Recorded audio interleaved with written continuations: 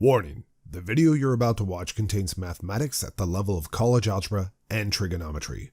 All material has an assumed prerequisite of both Algebra 1, which is elementary algebra, and Algebra 2, which is intermediate algebra. While some prerequisite topics are reviewed briefly, a more thorough review of these entrance topics can be found by searching the web. It's the system of equations. We must deal with them all at once. Always looking for solutions.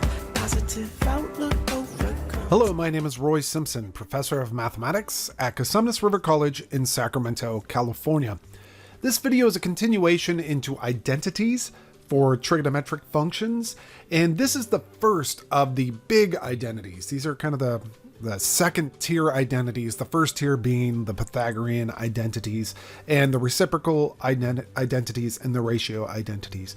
This is now the second tier, and these actually occur throughout calculus quite a bit. So getting to know these is super duper important. Let's talk about, before we dive into the theorem and the proof, let's talk about why we need this theorem and what the theorem is. So let's go ahead and use our prereq information here, our knowledge of sine and cosine functions so far, to compute the sine of pi over 4 plus the sine of pi over 4. Now that should not be too terribly difficult, right? We just draw a pi over 4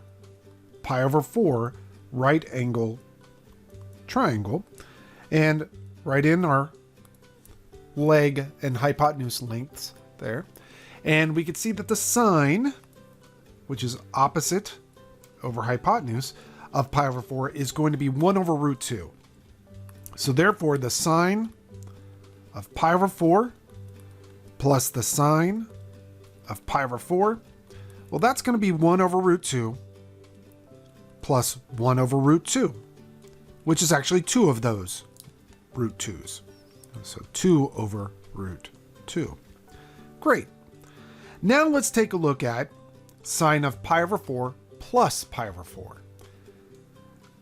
As I may have mentioned in a previous video, but I'll keep mentioning it if I can, always perform arithmetic before algebra and algebra before trig.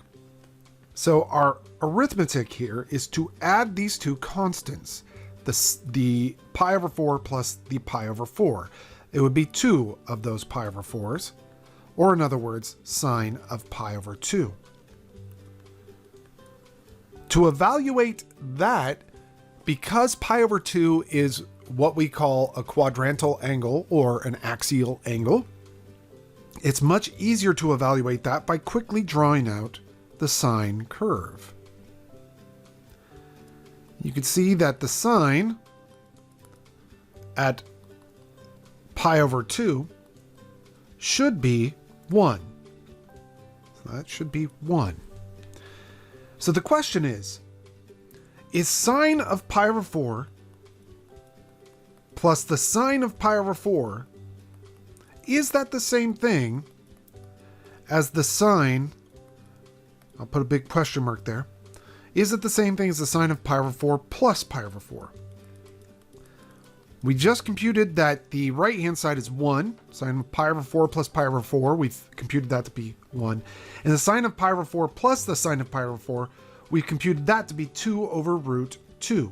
These are definitely not equal, totally not equal to one another. And this is really the thing that you need to get used to in most of function analysis, that the function evaluated at the sum of two things, two arguments, is usually not the same as the function evaluated the first argument plus the function evaluated at the second argument. In this case, we're saying the sine of a plus b is definitely not sine of a plus sine of b. In fact, it's rarely the case that you can break a function like that. So, what is the sine of a plus b? Well, that question is what the sum and difference identities answer. For any angles alpha and beta, and I'm just using alpha and beta as angle labels here. You could use a and b or theta and phi, for example. But I find alpha and beta are nice to use. So the sine of, for any two angles alpha and beta, the sine, let's concentrate on the plus. The sine of alpha plus beta. Forget the minus sign for a moment. So the sine of alpha, alpha plus beta is equal to the sine of alpha cosine of beta plus the sine of beta cosine of alpha. Likewise, if I wasn't looking at the plus, but instead the minus, then the sine of alpha minus beta is equal to the sine of alpha cosine of beta minus, the position is important, so minus sine of beta cosine of alpha. And when I say the position is important, I mean if we had a plus between alpha and beta, it would be a plus right here. If we had a minus between alpha and beta, we would have a minus right there. So there we go. That's the sum and difference identity for the sine. Now we have a similar identity for the cosine, but you'll notice the coloring that I use. So let me go ahead and wrap up my work here. Just go ahead and wrap that up, and I'm going to delete that because we don't need it. We already have it up above. And notice that when in the cosine, when we have a plus here, it turns into a minus there. And when we have a minus here, it turns into a plus. That is, the cosine of alpha plus beta is cosine of alpha cosine of beta minus, notice the plus turned into a minus, sine of alpha sine of beta. This is totally memorizable. You have to commit this to memory because it gets used so often in calculus and pre-calculus that you're going to need to commit this to memory. It's just going to happen. So, and again, opposite sign. So if that's a minus, you get a plus here. And then we have sine of alpha, sine of beta. The only one that I really don't bother having my students memorize would be the tangent of alpha plus beta, plus or minus beta, that is. You can memorize that if you want to, but personally, I just don't find a need to memorize that. If I really, really was in a bind and needed the tangent of alpha plus beta, I would just use the sine of alpha plus beta and divide it by the cosine of alpha plus beta, because tangent is sine over cosine. It's just a little bit easier for me to do it that way. Now, what we're going to do is prove one of these. The one I'm going to prove is, let's do the cosine, because that's traditionally the one you would start with anyway. It's the uglier looking formula. And the way I'm going to prove this is I'm going to go ahead and draw out a circle, and we'll label some angles and some points on that circle. All right, so this should look pretty terrible to you right now, but let's just start with an easy conversation. I have two angles, really, alpha and beta. And the angle alpha, you can see right here, is just this green angle, and I'm opening it in standard position from the positive x-axis all the way to this green line here, the terminal side, and that will terminate on the unit circle at the point Q. Now, if it's the unit circle, by the way, you know that the x value for Q is the cosine of that angle alpha. In fact, I'll color code this if you don't mind. I'll call that the green cosine of alpha. And its y value is the sine of that very same angle. So you can see the prerequisite that you know unit circle trig is very important for this proof. Well, if you look at the angle beta, I actually drew a negative angle beta right here. Beta's, I'm just going to pretend a positive number, but here's the negative version of that positive number. So there's negative beta is the angle in red, and it terminates on that red side. And that point P that it terminates at, which I'll use red for that, its x value is going to be the cosine of that negative beta, and its y value is the sine, again, of that negative beta. Not a big deal here. I mean, really, because I'm just labeling these points that are on this unit circle based upon the angles that we're opening through. Finally, we have this point R. And that point R is on the terminal side of this blue line. Let me put it right here. Blue line. So R is associated with blue here. And notice the angle from beginning to that edge is alpha plus beta. So this x value is the cosine of alpha plus beta, and its y value is the sine, again, of alpha plus beta. All right, I hope everything so far makes sense. I've just really plotted a couple or drew out a couple angles there. I measured them pretty precisely and then said, well, if negative beta is this negative angle right here, and positive beta would be the same measure, same size angle, but in the positive direction, I'll just start that positive beta at alpha and open it from there. And then I labeled these x and y values. The other critical piece of information that you need to understand is that because the angle right here is alpha to beta, in other words, that full angle is alpha plus beta, and so is this full angle, that's also alpha plus beta, and their side lengths are the same. When I say side lengths, I mean this length to this length is the same thing as this length and this length. They're all the same lengths. And because of that, the chord connecting points P and Q is of the same length as the chord connecting points 1, 0 to R. Again, let me say that with handwriting. The distance between the point P and Q, that would be this distance right here of this line, should be the same as the distance from 1, 0 to R. Because again, they're just strings connecting edges of the same angle. That's kind of a way you can think about it. All right, so there's an equation we could kind of work with. Now, I don't know if you remember, but from your algebra class, there is a distance formula. The distance formula from your algebra class is the following. It's the square root of the difference between the x values, so x2 minus x1 squared, plus the distance between their y values squared. So this is the distance formula. It's based on the Pythagorean theorem, to be honest with you. And so what we're going to do is derive the distances from P to Q and the distances from 1, 0 to R. Remember, the distance between 2 points is the difference in their x values squared plus the difference in their y values squared. So if I look at the points P and Q, the difference between their x values, write it this way, I'm going to mean a very large square root here, but the difference between their x values is going to be cosine of alpha. I should use, again, color coding for this so you know which one I'm talking about. Cosine of alpha minus the x value for P, which is the cosine of negative beta. And we're going to go ahead and square that. That's the difference between the x values squared.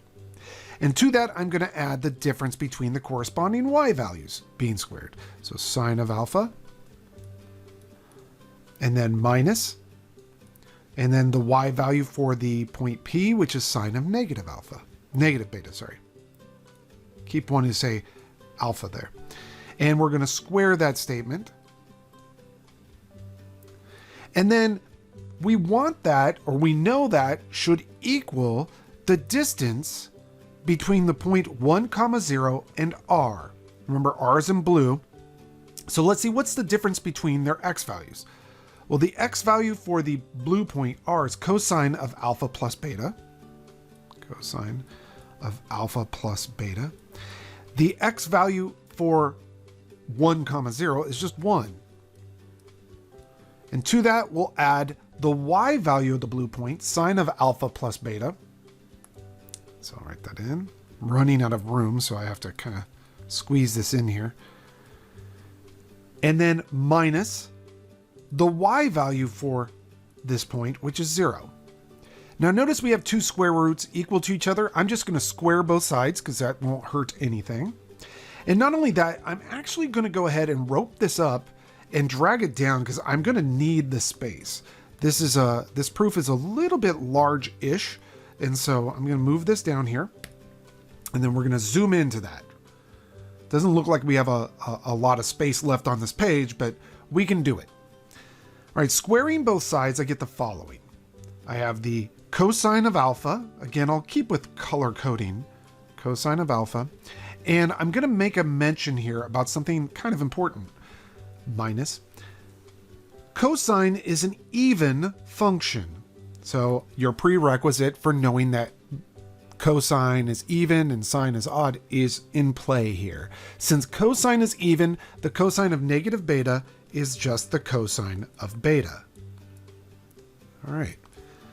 That's going to be powerful. And let's see, what else we have? Plus, we have the sine of alpha. Not much you can do there.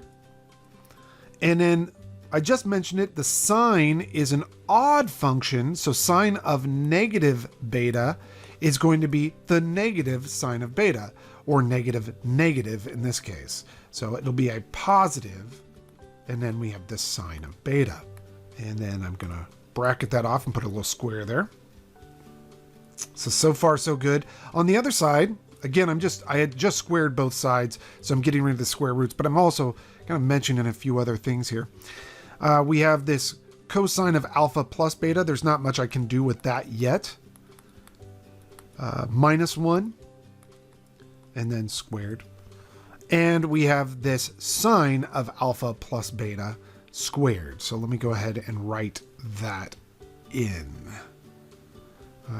Where do I want to? I'll write it in blue. Plus sine squared of alpha plus beta. All right. So I hope that makes sense so far. All I did was square both sides. Now I've just got a lot of algebra to do. I'm going to multiply things out. For example, this binomial right here, when you square it out, you'll get a cosine squared of alpha minus 2 of the cosine of alphas. And actually, maybe I should write that -2 in black. Minus 2 cosine of alpha, cosine of beta. It looks like Christmas on my screen. Plus cosine squared of beta. So that one has been fully expanded. We're going to do the same thing with this next group. We'll fully expand that. So we'll have a plus, and we'll have a sine squared of alpha, plus 2 sine of alpha, sine of beta. So just write that in, sine of alpha, sine of beta. What was I using? Green, red, sine of beta. And then finally, plus sine of beta squared. So plus the red sine of beta squared. Or sine squared of beta, however you want to say that. So far, so good.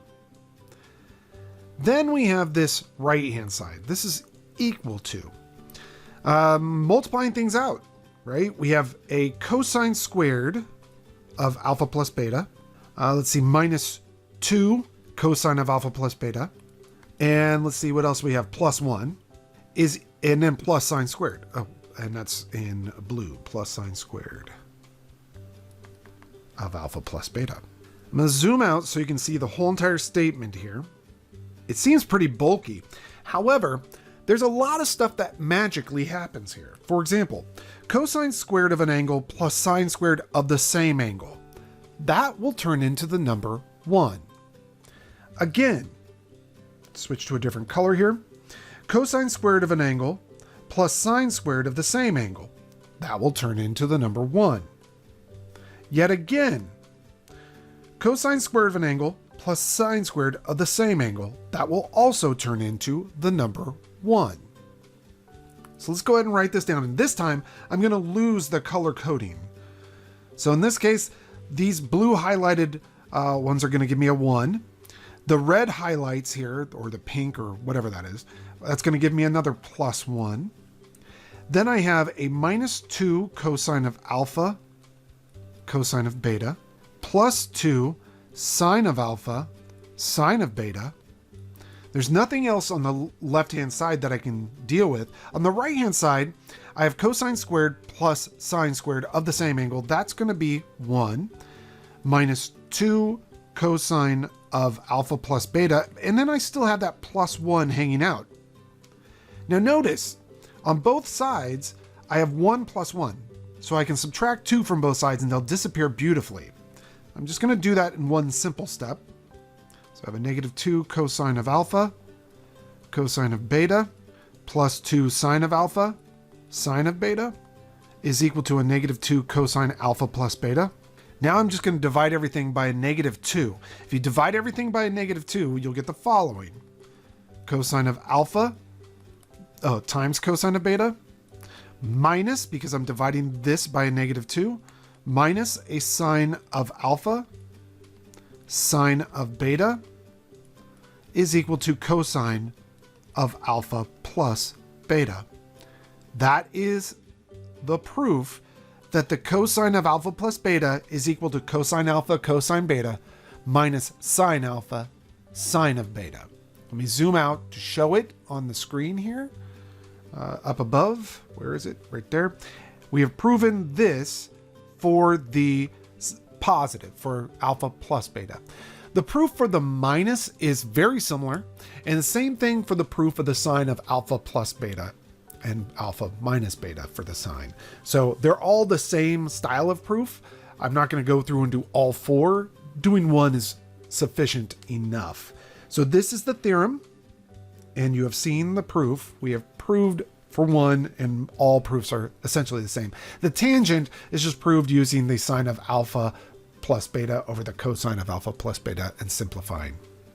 All right, that does it for the theorem and the proof. In the next video, we're going to start using the sum and difference identities. It's the system of equations. We must deal with them all at once. Always looking for solutions. Positive outlook overcomes obstacles getting in our way. Cause affects more than we can sometimes see. Things for what they are and work together until you feel at peace. Says, listen close. Don't talk too much that isn't cold. Sure, you may really hurt inside. It doesn't justify you to speak too loud and cry.